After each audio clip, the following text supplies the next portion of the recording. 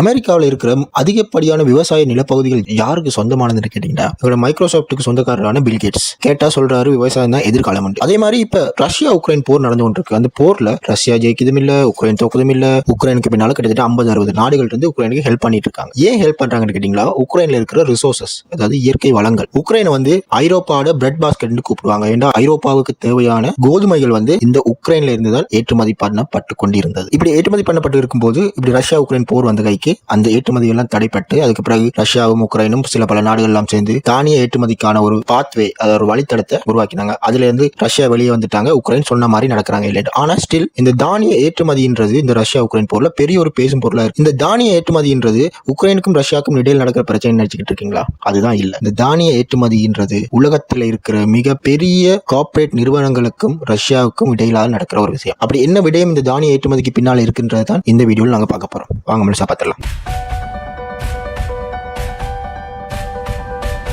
சமீப காலத்துல பாத்தீங்கன்னா, அதாவது இந்த ரஷ்யா உக்ரைன் போர் தொடங்கி கிட்டத்தட்ட 2 வருஷத்துக்கு மேலாக போகுது. இந்த 2 வருஷத்துக்குள்ள பல நிறுவனங்கள் உக்ரைன்ல இன்வெஸ்ட் பண்றாங்க. சாதாரணமா ஒரு போர் நடக்கிற நாட்டுல இருக்கிற நிறுவனங்கள் எல்லாமே அந்த நாட்டை விட்டு வெளியே போகத்தான் பார்க்கும். ஆனா இங்க அதுக்கு தலைகீழ என்ன நடக்குதுன்னு கேட்டீங்கன்னா, பெரிய நிறுவனங்கள் எல்லாம் உக்ரைன்ல இன்வெஸ்ட் பண்றாங்க. உக்ரைனுக்கு உதவி செய்யறேன்னு சொல்லி போட்டு என்னத்துல இன்வெஸ்ட் பண்றாங்கன்னு கேட்டீங்கன்னா, நிலம். அன்றாடம் நாங்க செலவழிக்கிற பணத்துல இருக்கிற வரி இருக்கு தானே, அந்த வரியில ஒரு பகுதி இந்த உக்ரைனுக்குள்ள போயிருக்கு. சொன்ன நம்ப முடியுதா? யாருமே நம்ப மாட்டாங்க. இந்த உக்ரைனுக்குள்ள பாத்தீங்கன்னா நிறைய விதமான இயற்கை வளங்கள் இருக்கு. யூரோப் எடுத்து பாத்தீங்கன்னா உக்ரைன் 2வது இடத்துல இருக்கு. அதிகப்படியான நிலக்கரிகளை உள்ளடக்கி, நிலக்கரி சுரங்கங்கள், நிலக்கரிகளை உள்ளடக்கின அந்த ஒரு இடம் உக்ரைன்ல தான் இருக்கு. உலக அளவில் எடுத்து பாத்தீங்கன்னா உக்ரைன்ல இருக்கிற நிலக்கரியோட அளவு எவ்வளவுன்னு கேட்டீங்கன்னா 7வது இடத்துல இருக்கு உக்ரைன். இந்த 7வது இடத்துல இருக்கிற உக்ரைன் கிட்டத்தட்ட 34 பில்லியன் டன்ஸ் நிலக்கரி அந்த நாட்டுக்குள்ள இருக்கு. இப்ப உக்ரைனுக்கு எல்லா நாடுகளும் மும்முரமா உதவி செய்யறதுக்கான ஒரு ரீசன் இதா பார்க்கலாம். ஏன்னா எரிபொருள், நிலக்கரியை ஒரு எரிபொருளை நாங்க பயன்படுத்த முடியும். சோ உக்ரைனுக்கு உதவி செய்யற நாடுகள் எதிர்காலத்தில் அவங்கள்ட்ட இருக்கிற நிலக்கரியை எதிர்பார்த்தும் உதவி செஞ்சு கொண்டு இருக்கலாம். இந்த தருணத்தில் இப்படி சொல்லப்படுற இயற்கை வளங்கள் எல்லாம் இப்ப கண்டுபிடிச்சதான்னு கேட்டீங்கன்னா இல்ல. உக்ரைன்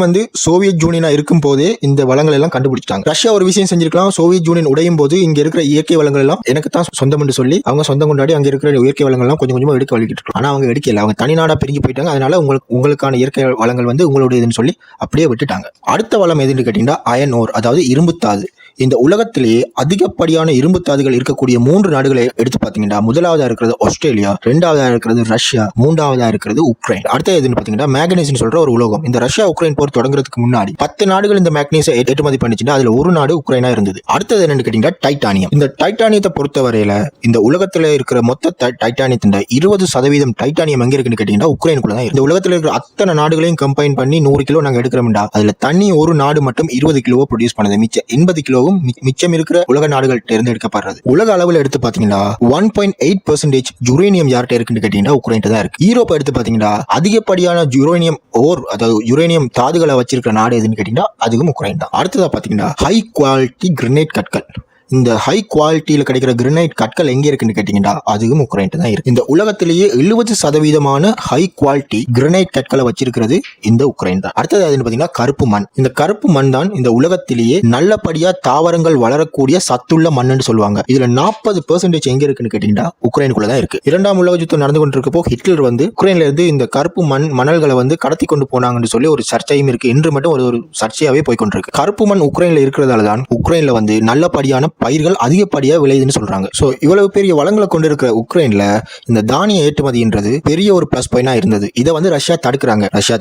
அங்க 50-60 நாடுகள் அதை நெகோசியேட் பண்றாங்க. விடு ரஷ்யா சொல்றாங்க அப்படி இல்லை, நாங்க விட மாட்டோம். இதைத்தான் நாங்க தானிய ஏற்றுமதி இந்த ரஷ்யா உக்ரைன் போர்ல சொல்லிக் கொண்டிருக்கோம். உக்ரைன்ல ஒரு சட்டம் இருந்தது. இவ்வளவு வளமான நாட்டுல அங்க இருக்கிற நிலத்தை எந்த ஒரு வெளிநாட்டு நிறுவனத்துக்கோ வெளிநாட்டு நபருக்கோ விற்க கூடாதுன்ற ஒரு சட்டம் இருந்தது. உக்ரைனுக்கு பாத்தீங்கன்னா வேர்ல்ட் பேங்க் மற்றும் IMF இந்த 2ம் அதிகப்படியான உதவிகளை செஞ்சு கொண்டு இருந்தாங்க. ஒரு கட்டத்துல உக்ரைன் உதவி போய் நிற்கும் போது இவங்க என்ன செய்யறாங்கன்னா 2021ஆம் ஆண்டு ஒரு மீட்டிங் வைக்கிறாங்க. அந்த மீட்டிங்ல உக்ரைனுக்கு சொல்றாங்க, நீ ரஷ்யாவை எதிர்த்து நீ உண்ட நிலங்களை வெளிநாட்டு நிறுவனங்களுக்கு விற்கணும். வித்தா அவங்க உங்க நாட்டில் நிறைய இன்வெஸ்ட் பண்ணுவாங்க. அதனால அதுல இருந்து வரக்கூடிய வருமானத்தை வச்சுக்கொண்டு உன்னால எங்களை கடனை கட்ட முடியும். அப்படி இருந்தா மட்டும்தான் நான் உங்களுக்கு கடன் தருவோம் என்று உக்ரைனை மைண்ட் வாஷ் பண்றாங்க. சோ இப்படி ஒரு கருத்தை IMF வேர்ல்ட் பேங்கும் சொன்ன கைக்கு அந்த டைம்ல இருந்த அதிபரான ஜெலன்ஸ்கி அவர்கள் என்ன செய்யறாருன்னா அவங்க நாட்டு சட்டத்தை மாத்துற, அதாவது எங்களோட நாட்டு நிலங்கள்ல யார் வேணாலும் லீஸுக்கு எடுத்து அங்க விவசாயம் செய்யலாம். அது மட்டும் இல்லாம சொந்தமாகவும் வாங்கிக் கொள்ளலாம் என்று சொல்லித்தான் ஜூலை 1 2021 வந்து இந்த சட்டம் இயற்றப்படுது. ஸோ அந்த டைம்ல தான் உக்ரைன்ல இருக்கிற நிலத்தை வந்து இவங்க விற்க வலிக்கிறாங்க. எவ்வளவுக்கு விற்க வலிக்கிறாங்கன்னு கேட்டீங்கன்னா கிட்டத்தட்ட ஒரு ஹெக்டேர் நிலம் வந்து $2000 $5000 வாங்கலாம். ஆனா இதுவே யூரோப்பை எடுத்து பாத்தீங்கன்னா உக்ரைன்ல பயிர்கள் விளையிற மாதிரி அதிகப்படியான ஃபெர்டிலைசர் இருக்கிற நிலங்கள் வந்து ஐரோப்பாவில் வேற எங்கேயுமே இல்லை. பட் அதை விட குறைவான விளைச்சல் உள்ள நிலங்கள் இருக்கு. அங்க இருக்கிற நிலங்களோட விலைகள் எவ்வளவுன்னு கேட்டீங்கன்னா கிட்டத்தட்ட $4000 $70000. உக்ரைன்ல வந்து $5000 கிடைக்குதுண்டா பெரிய பெரிய பண முதலைகள் பெரிய பெரிய நிறுவனங்கள் எல்லாம் வந்து நிலங்களை வாங்கி குவிக்கிறாங்க. இப்படி வாங்கி குவிக்கும் போது அவங்களுக்கு ஏத்த மாதிரியான சட்டங்களும் மாற்றப்படுகிறது உக்ரைன்ல. இதை பார்த்த ரஷ்யா என்ன செய்யுதுன்னா இவனை இப்படியே விட்டா சரி வராது, நாட்டோவும் உள்ளுக்கு வந்துருவாங்க, அதனால நாங்க ஏதாவது செய்யணும்னு சொல்லி போட்டு இவங்களோட இந்த ஸ்பெஷல் மிலிட்டரி ஆபரேஷன் சொல்லி ஒன்று தொடங்குறாங்க.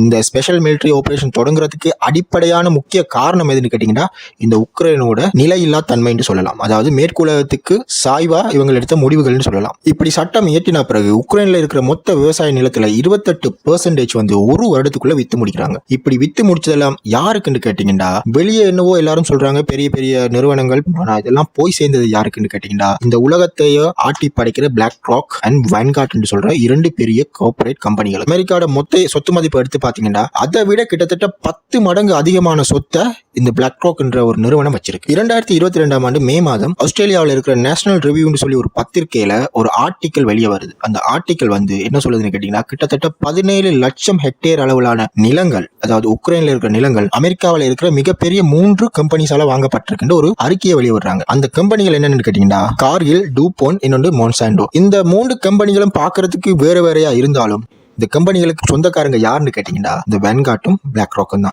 இதுல இருந்து உங்களுக்கு எல்லாருக்கும் விளங்கி இருக்கும் இந்த உலகத்துல நாங்க எங்க என்ன ஒரு பொருள் வாங்கினாலும் அந்த பொருளோட ஷேர் ஹோல்டர் இந்த பிளாக் ராக் இல்ல வேன்கார்ட் அப்படின்னு சொல்ற 2 நிறுவனங்கள் தான். இவன் நீங்க எதை எடுத்துக்கொண்டாலும் சரி, விவசாய பொருட்களா இருந்தாலும் சரி, காஸ்மெட்டிக்ஸா இருந்தாலும் சரி, எலக்ட்ரானிக்ஸா இருந்தாலும் சரி, அங்க எல்லாத்துலயுமே இந்த பிளாக் ராக் என்ற ஒரு நிறுவனத்தின் பங்கு கண்டிப்பா இருக்கும். இந்த வீடியோ உங்களுக்கு முழுசா விளங்கி இருக்கும்னு நினைக்கிறேன். பிளாக் ராக்கை பத்தி தனியான ஒரு வீடியோ ரெடி ஆகி கொண்டிருக்கு, எதிர்பார்த்து காத்துருங்க. இந்த வீடியோ பத்தின கருத்துக்களை கீழே கமெண்ட்ல பதிவிடுங்க. நன்றி.